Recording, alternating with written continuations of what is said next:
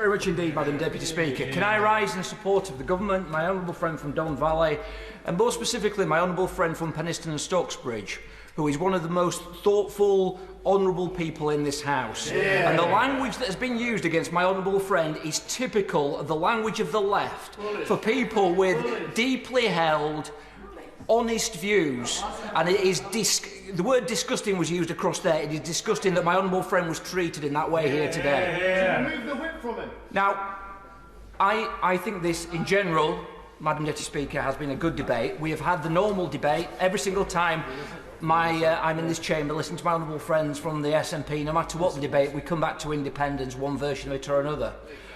And when we look at the title of this debate here, there's two things to talk about. The first is, as it says up there, Section 35 power.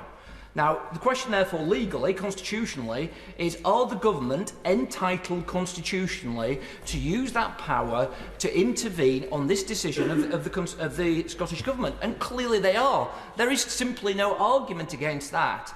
The Equalities Act of 2010 is the legislation within the United Kingdom that guarantees equal human rights, equal rights for everyone, no matter where you live in the United Kingdom.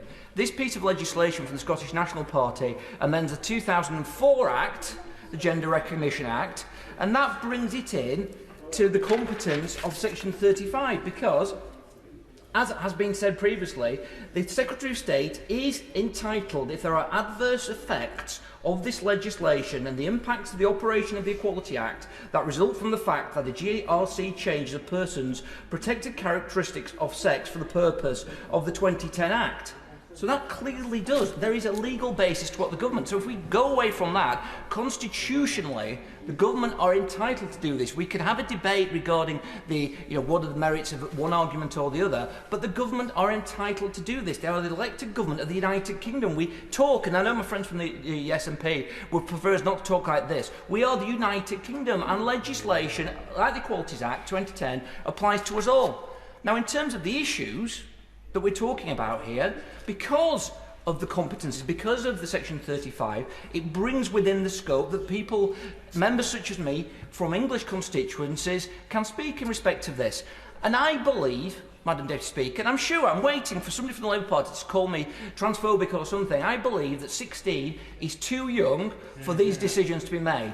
I believe that this legislation is a direct threat to women's rights, sex and health-based rights, and especially single-sex spaces.